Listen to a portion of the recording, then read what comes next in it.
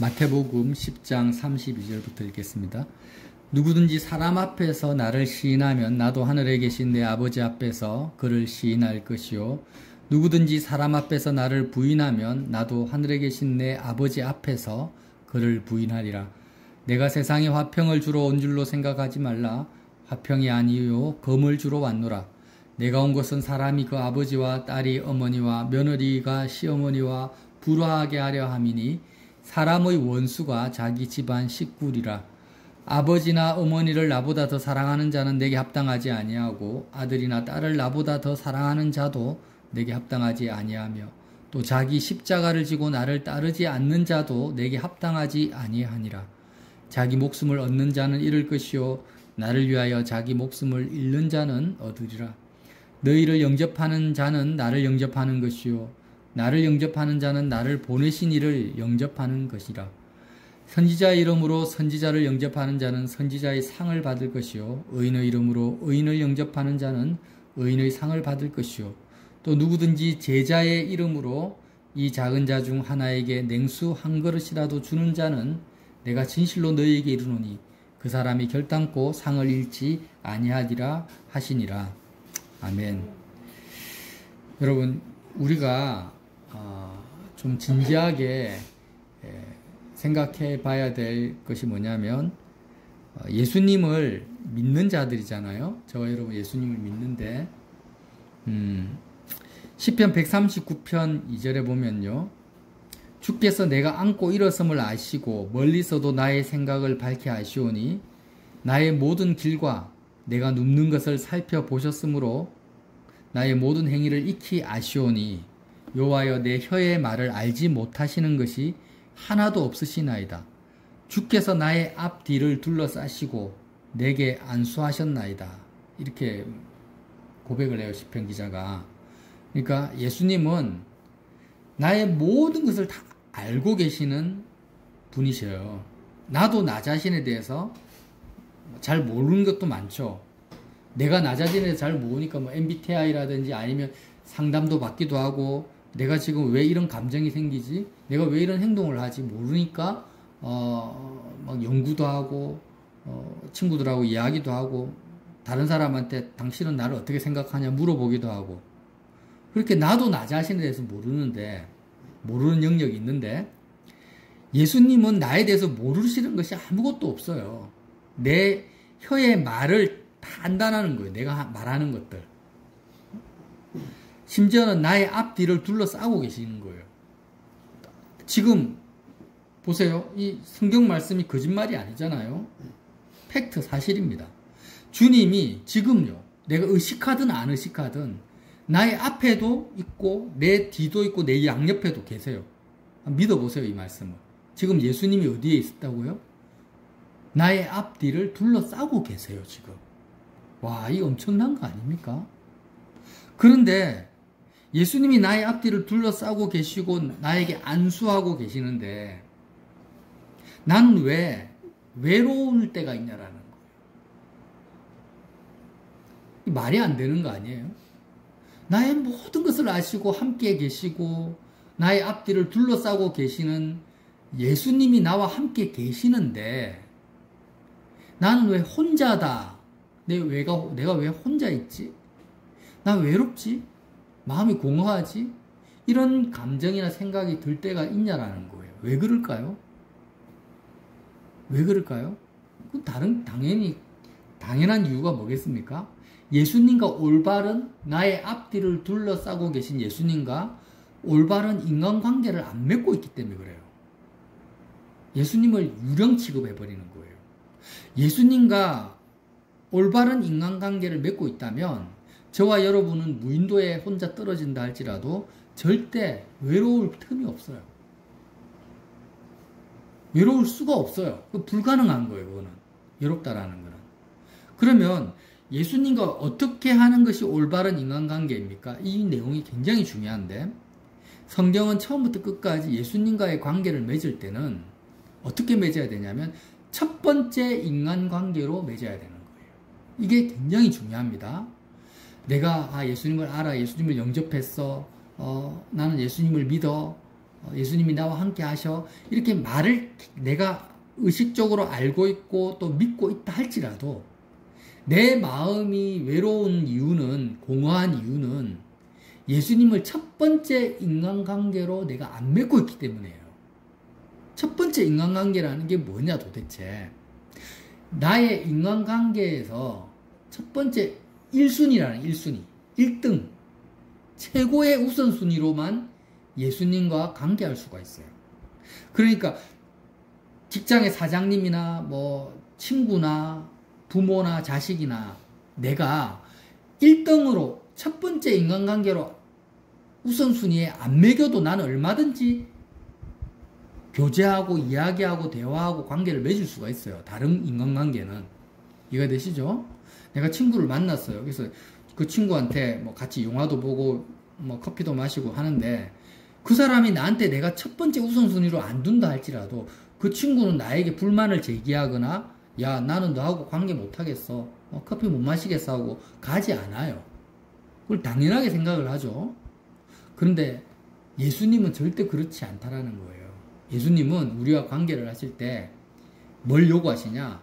너가 부모나 자식이나 부부나 그 누구라 할지라도 너의 인간관계의 첫 번째 우선순위가 나 예수가 되지 않으면 나는 너하고 관계를 못해. 너하고 대화를 할 수가 없어. 너하고 감정을 교류할 수가 없다라는 거예요. 아멘. 그게 예수님과의 관계와 다른 인간관계의 차이점입니다.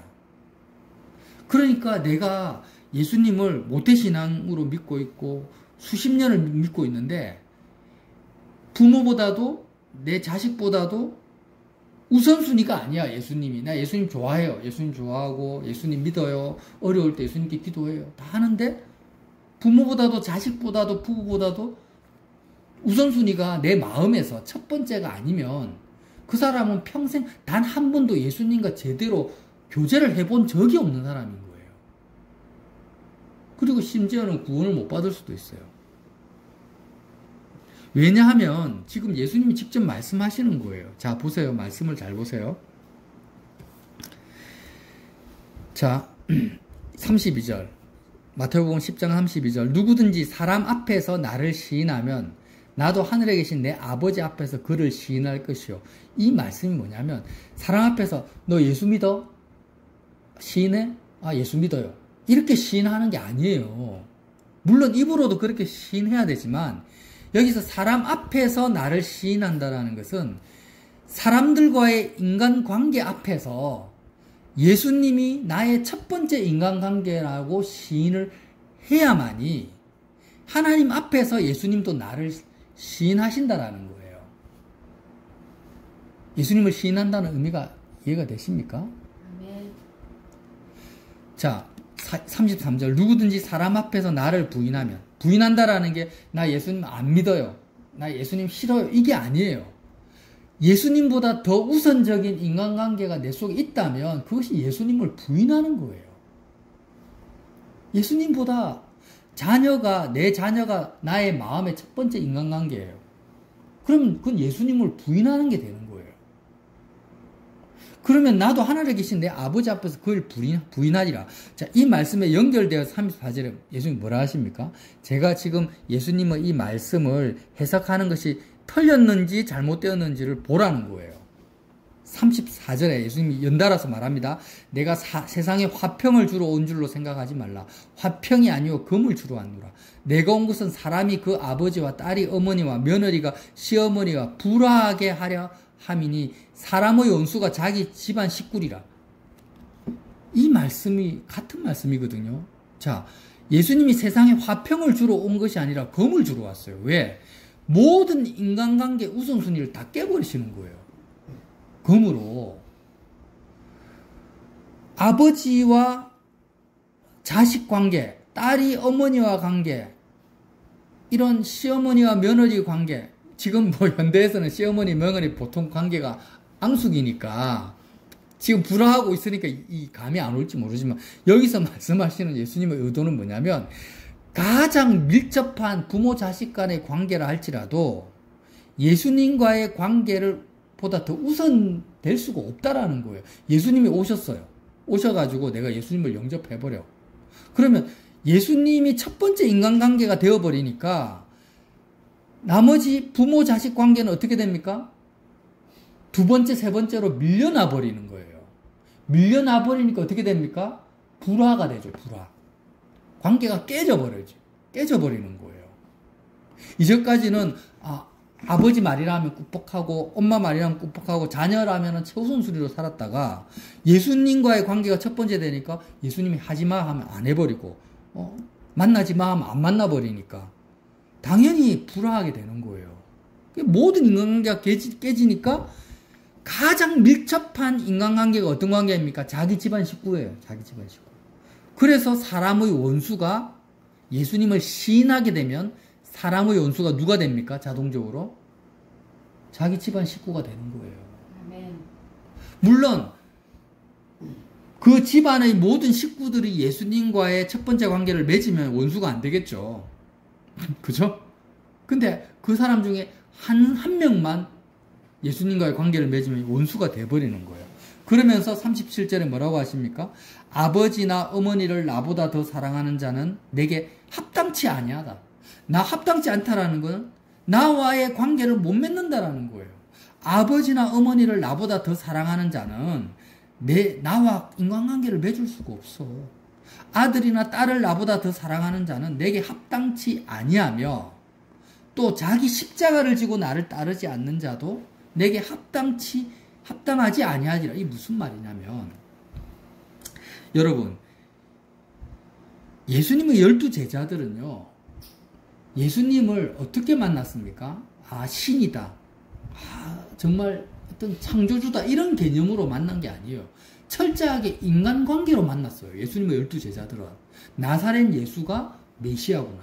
나사렛에서 태어난 저 30대 초반의 청년이 목수인데 직업이 목수고 나사렛이라는 동네에서 자랐는데 그가 그리스도구나. 이렇게 믿은 거예요. 그러니까 인간관계로 믿은 거예요.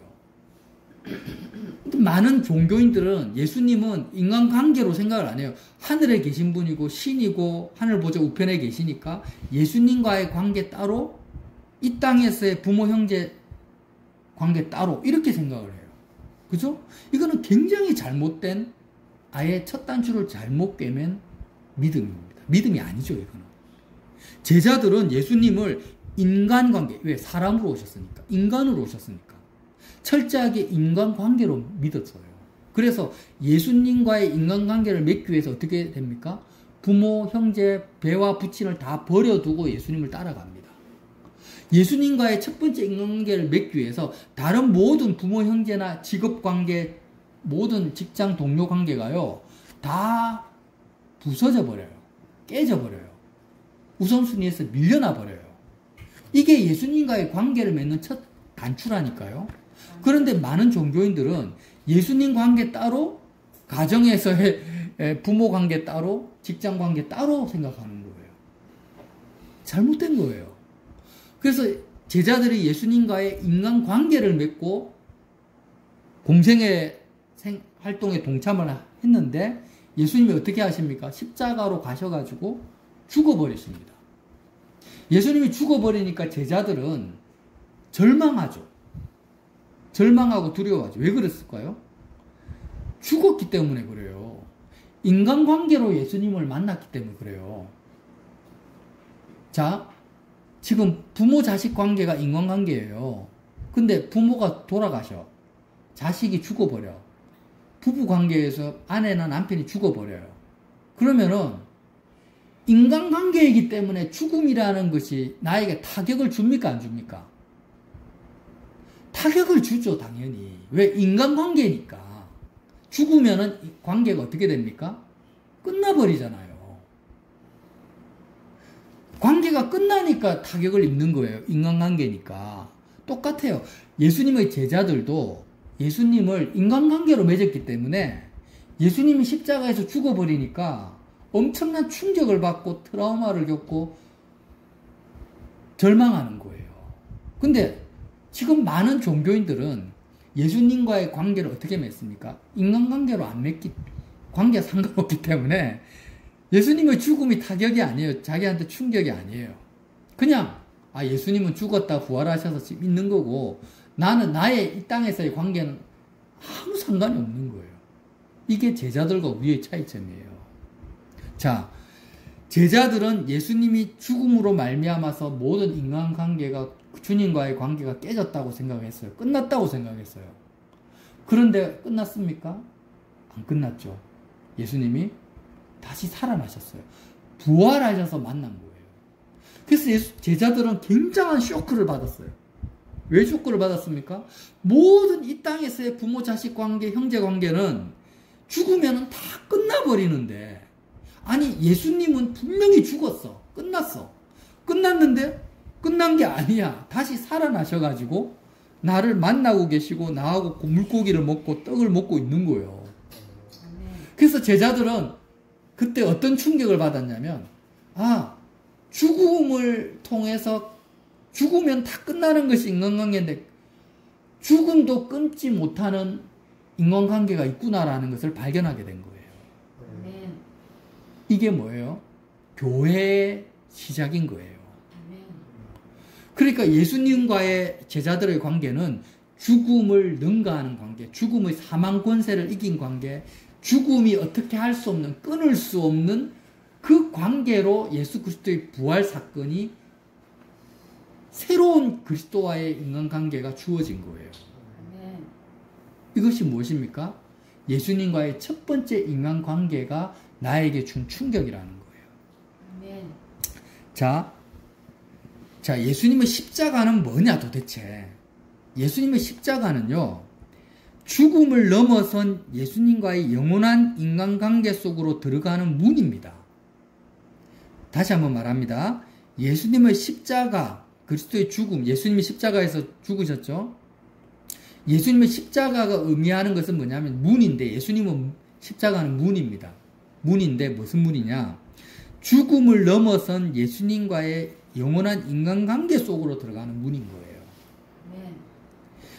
저와 여러분이 지금 육신이 죽었어요. 그러면 어떤 결과가 일어납니까? 부모 자식 관계, 부부 관계, 모든 이 땅에서의 관계는 다 끝나버려요. 다 사라져요. 다 사라지는데 육신이 죽어도 예수님과의 나의 관계는 어떨까요? 사라집니까? 전혀 변함이 없죠.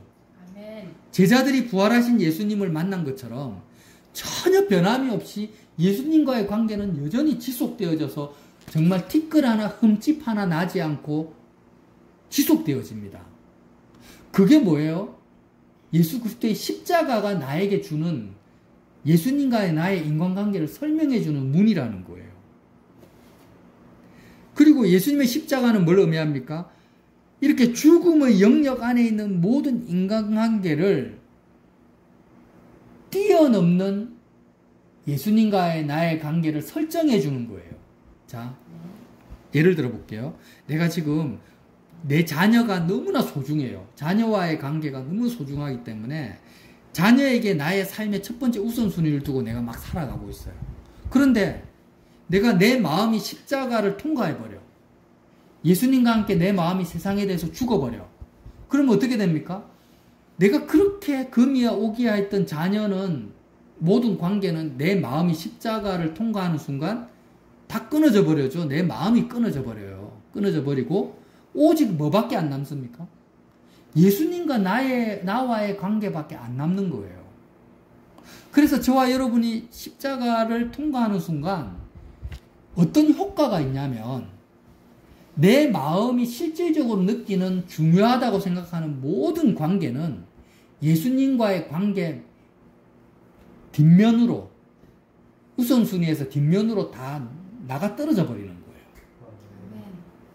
그래서 항상 예수님이 나는 문이다. 자, 여기서 보세요. 38절 말씀. 또 자기 십자가를 지고 나를 따르지 않는 자는 내게 합당하지 아니하리라. 이 말씀이 무슨 말이에요? 자기 십자가를 진다라는 것은 이전에 아주 율법주의적인 그 예배당에서는 어떻게 가르칩니까? 상대방의 죄와 허물을 내가 대신 담당한다. 이렇게 불교적 영성으로 가르쳐요. 뭐 자식의 십자가를 진다면 자식이 애매기는 것을 내가 참고 견디고 남편이 애매기는 것을 내가 인내하면서 대신 중보기도 하고 이런 것으로 자기 십자가라고 생각하는데 그거는 정말 말도 되지 않는 이상한 불교적 논리고 지금 여기 구절, 성경 앞뒤 구절을 잘 생각해 보세요. 자기 십자가라는 것은 뭐냐면 아버지나 어머니를 나보다 더 사랑하는 자는 내게 합당치 않고 자기 십자가를 지고 나를 따르지 않는 자는 내게 합당치 않다라는 건 뭐예요? 예수님과 함께 십자가에서 이 땅에서 죽으면 끝나는 인간관계 안에서 그 영역에서 벗어나라는 거예요. 자기 십자가라는 것은. 이해되십니까? 네. 내가 지금 몸이 죽어버리면 실제로 내 육체가 죽으면 모든 인간관계는 끝나요. 근데 그때는 이미 늦었죠. 그때는 예수님과의 관계를 맺을 수가 없어요.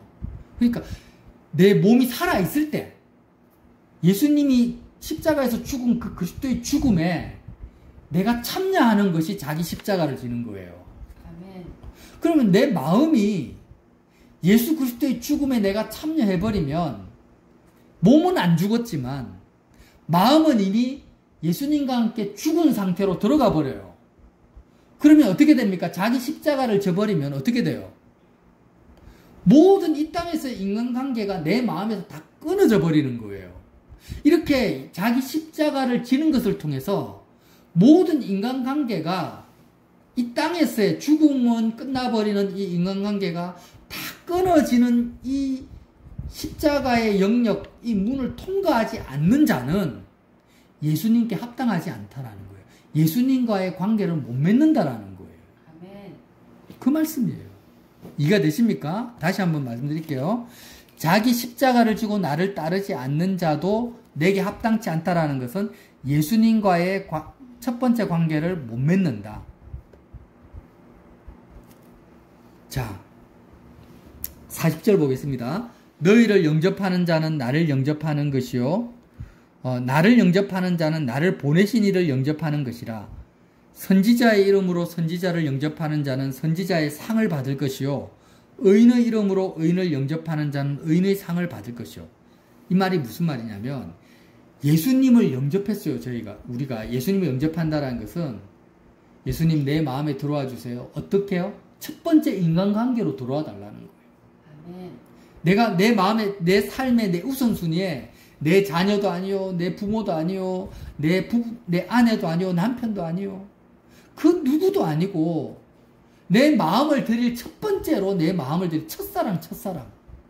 첫사랑이라는 게 과거에 뭐 남녀 간의 첫 번째 사랑, 첫사랑 했다가 식어버리고 없어져 버리는 그런 첫사랑이 아니라 지금부터 영원토록 활활 타오르는 나의 마음에 모든 내 마음을 쏟아버릴 첫 번째 그 어떤 누구도 침범할 수 없는 첫 번째 첫사랑의 인간관계로 예수님을 영접하는 거예요. 이렇게 예수님을 영접했단 말이에요. 내가 영접했는데 영접하고 보니까 어떻게 됩니까? 어떤 길가에 전혀 모르는 어떤 사람을 만났어. 길 가다가. 그런데 그 사람이 놀랍게도 성도 다르고 나하고 어떤 학연 지연이 없어요. 근데 그 사람이 어떤 사람이에요? 예수님을 나처럼 첫 번째 인간관계로 영접을 한 사람이에요. 예수님과 첫 번째 관계를 맺고 있는 사람이에요. 그 사람을 내가 만나면 어떻게 됩니까? 그 사람을 영접을 할 수가 있는 거예요. 아, 나는 지금 예수님을 첫 번째 인간관계로 맺고 있는 당신도 그래요? 당신도 그렇네요? 이게 뭐예요? 예수님의 이름으로 그 사람을 영접하는 거예요. 이것이 뭡니까? 교회예요, 교회. 교회의 의미인 거예요. 그러니까 예수님이 부활하시고 나서 이제 오순절 이후에 이 땅에 교회가 생기잖아요. 근데 교회가 생기는데 교회의 멤버 구성원들을 보니까 귀족도 있고 노예도 있고 잘 사는 사람도 있고 가난한 사람도 있고 히브리인도 있고 헬라인도 있고 이방인도 있고 유대인도 있어요. 그런데 사람들이 공통점이 있는데 한 가지 공통점이 있어요. 예수님을 영접한 사람들이 모이는 거예요. 어떤 관계요? 첫 번째 인간관계로 예수님을 영접한 사람이 모였는데 그 사람을 이전에는 어떻게 영접을 합니까? 예수 믿기 전에는 아, 당신이 지금 조씨입니까? 같은 성씨네요? 이렇게 영접을 해요. 당신이 지금 서울대학교 나왔어요? 나도 서울대 동문이네요? 아, 나 지금 경상도 사람인데 당신도 경상도 사람이네요? 이런 식으로 이 땅에서의 영역 속에서 성씨의 이름으로, 학연의 이름으로, 지연의 이름으로 이렇게 영접을 했다가 예수님을 영접하고 나서 예수님의 이름으로, 굉장히 중요합니다, 여러분. 예수님의 이름으로 영접하는 관계가 나타났는데 그 관계가 뭐냐면 교회라는 거예요. 아멘. 이 관계 속으로 들어오 버리면요, 다른 것은 중요하지가 않아요. 학연, 지연, 혈연 다 사라져 버려요. 아멘. 오직 예수님과의 관계 때문에 서로를 영접하는 관계가 있었는데 그게 교회고, 목사님, 장로님 이거 말하는 거 아닙니다. 목사님이니까 내가 우선순위 이런 걸 말하는 게 아니라 사람을 볼 때 이 사람이 지금 예수님을 첫 번째 인간관계로 맺고 있기 때문에 나도 그렇고 이 사람도 그러니까 예수님의 이름으로 영접한다라는 거. 선지자의 이름으로 선지자를 영접한다라는 것은, 선지자는 뭐냐면 예수님과 나와의 관계의 거리를 이야기해 주는 사람이 선지자. 그렇죠? 하나님과 이스라엘 백성과의 얼마나 멀리 떨어져 있느냐, 얼마나 가까이 있느냐를 대변해 주는 사람이 선지자잖아요. 여기서 선지자는 뭐예요? 예수님과 나의 관계가 우선순위가 첫 번째냐 아니냐를 분별해주고 가르쳐주고 알려주는 사람이 선지자인데, 이렇게 선지자의 이름으로 선지자를 영접하는 자는 선지자의 상을 받고, 의인은 누굽니까? 예수님과의 첫 번째 관계를 맺고 있는 사람이 의인이죠. 의인의 이름으로 의인을 영접하는 자는 의인의 상을 받고, 누구든지 제자의 이름, 제자는 뭐예요? 예수님을 첫 번째로 따라가는 사람이잖아요. 이렇게 예수님을 첫 번째로 따라가는 제자의 이름으로 이 작은 자 중 하나에게 냉수 한 그릇이라도 주는 자는 내가 진실로 너에게 이르노니 그 사람이 결단코 상을 잃지 아니하리라. 이 상이라는 것은, 여러분 이제 말씀을 정리할게요. 예수님은 눈에 보이지 않아요. 예수님은 지금 성령으로 우리에게 다가오십니다. 그러면 예수님을 첫 번째 인간 관계로 내가 오늘도 만나야만이 예수님과 만날 수 있고, 예수님을 느낄 수 있고, 예수님을 사랑할 수 있고, 그리스도의 사랑을 내가 체감할 수 있고, 내 인생에 외로움이 없어요. 그러면 예수님을 첫 번째 인간관계로 내가 지금 영접하고 있고 맺고 있다라는 증거가 뭐냐라는 거예요. 증거가. 응? 예수님 눈에 안 보이는데 그 증거가 뭐냐면, 예수님 말고 다른 인간관계를 어떻게 맺고 있느냐를 보면은 너가 진짜 예수님과의 첫 번째 인간관계를 맺고 있는지 아닌지를 알 수 있다라는 거예요. 지금 예수님의 그 말씀이 그 내용이에요. 자, 제자들에게 말하는 거예요. 나는 지금 십자가에서 죽어서 부활해서 하늘 보좌 우편에 앉아 있을 거야. 하지만 너는 이 땅에서 계속 살아가, 너희들은. 근데 너희들이 진짜 나를 그리스도로, 메시아로 영접해서 나와의 첫사랑, 아가세, 구약의 아가세에서 나오는 내 사랑하는 자야, 나는 너를 알고 있다. 나와 함께 떠나자. 이런 예수님과의 첫 번째 관계를 맺고 있다라는 것을 도대체 무엇으로 알 수 있냐? 무엇으로 알 수 있습니까? 예수님 말고 다른 사람과의 인간관계를 어떻게 맺느냐를 보면 그게 다 나타난다는 거예요. 다 드러난다는 거예요. 그게 뭡니까? 사람 앞에서 나를 시인하면 나도 하늘에 계신 내 아버지 앞에 시인할 것이요, 사람 앞에서 나를 부인하면 하늘에 계신 내 아버지 앞에서 나도 그를 부인하겠다라는 거예요. 내가 세상에 화평을 주러 온 것이 아니고 검을 주러 왔다라는 거예요. 나 때문에 부모 자식 관계, 딸과 아버지 관계가 다 불화되지 않고 인간관계에 도저히 영향이 없어. 나와 관계를 맺는다면서, 나를 믿는다면서 예수 믿기 전이나 지금이나 너의 인간관계가 변함이 없어. 너는 나를 믿는 게 아니야. 나를 시인하는 게 아니야. 그런데 너가 나와의 관계를 믿는 것 때문에 인간관계, 가족관계가 깨어지고 모든 인간관계에 변화가 생기고 네 마음에서 다 떨어져 나가고 풍지박살이 나고 너가 여태까지 아무 상관없다고 생각했던 그 사람이 예수 그리스도의 이름으로 선지자로 영접이 되어지고 의인으로 영접이 되어지고 너하고 이전에 관계가 없던 그 사람이 너에게 예수 그리스도의 제자 이름으로 냉수한 것이라 대접하는 그런 관계 속으로 너가 인간관계의 변화가 있다면 너는 정말 나의 제자고 선지자고 나의 의인이라는 거예요. 아멘. 이해가 되시죠, 여러분? 아멘. 말씀을 이제 마치겠습니다. 중요한 것은 자기 십자가를 지고 예수님을 따라가는 자만이 예수님과의 합당한 관계 속으로 들어간다라는 거예요. 우리는 연약한 죄인이니까 부모를 만나면, 자녀를 만나면 마음에 착 달라붙어요. 꼭 안 만난다 할지라도 내가 여태까지 살아온 인생을 생각하면 그래, 내가 이 사람이 나에게 너무 소중하지.